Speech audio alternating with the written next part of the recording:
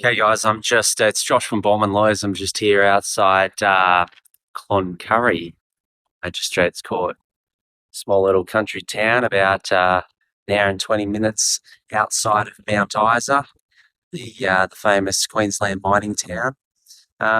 Small little arid Australian town, pretty windy out here, but I've had a bit of a tricky matter. Two drug driving offences. Each offence was basically about 56 hours apart from each other. Our client lives in St George, sort of on the southern border of Queensland, New South Wales, just inland from the coast. That's where he lives, but on the first occasion, the first offence, he and his father had gone on a fishing trip up to Cahills Crossing up near the Northern Territory, and he'd been fishing. He met some people up there. At the end of the night, his father retired to bed. He stayed up partying. He was offered some drugs. He took the drugs, had a great time. The next day, he was pulled over for speeding about 4 o'clock the next day in the afternoon, driving just outside of Cloncurry here. And mobile drug tester came back positive. He thought he had taken cocaine the night before, but it was actually came through positive as methamphetamine.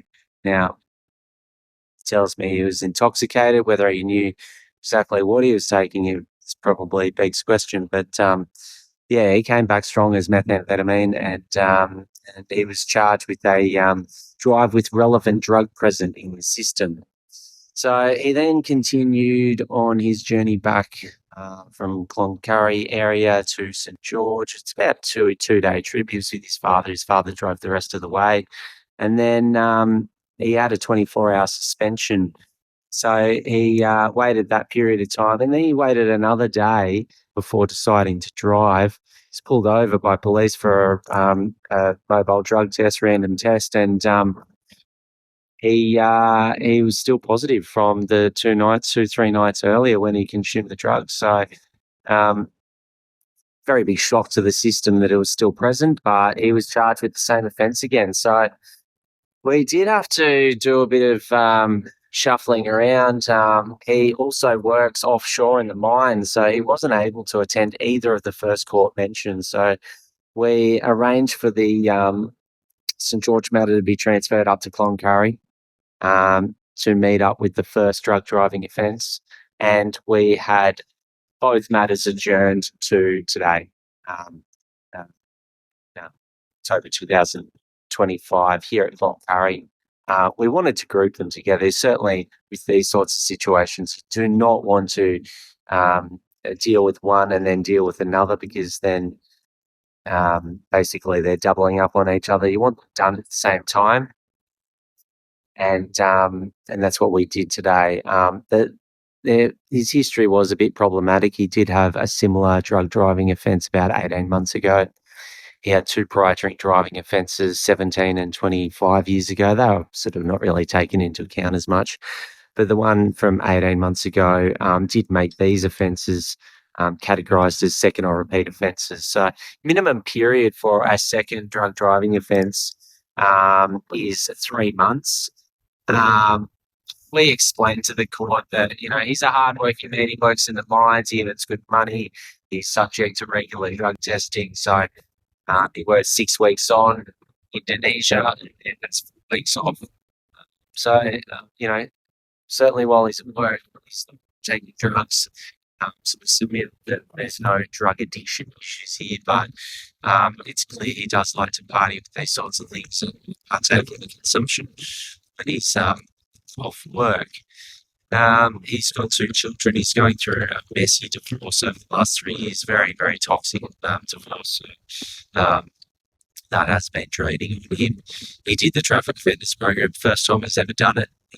Reference from his awesome work, put forward a good letter of apology, and we gave strong submissions to the court and his need to get back on the road as quickly as possible, basically to maintain access and custody to his children is pretty important to him. The magistrate was lovely here today. He agreed with our submissions. The prosecution was pretty smooth sailing. They also agreed with us. The minimum period should be 3 months for each offence, and a $350 fine for each offence was given. And the magistrate gladly did not record any convictions because he does travel to Indonesia for work every 6 weeks. So we were sort of seeking a no conviction be recorded. So yeah, it started out extremely messy, complex, 2 different courthouses, defendant unable to attend on the first court mentions. We had it all wrapped up and combined here today, and it ran smoothly. So that's that we've had today here at the lovely Cloncurry Magistrates Court in Northwest.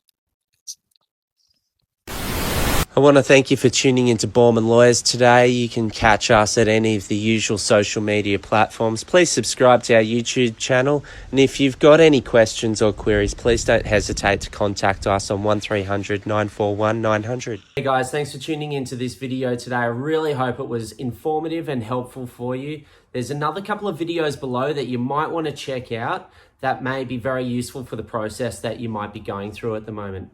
Please feel free to like, follow, share, and subscribe to our YouTube channel because we've always got fresh new content coming through all the time.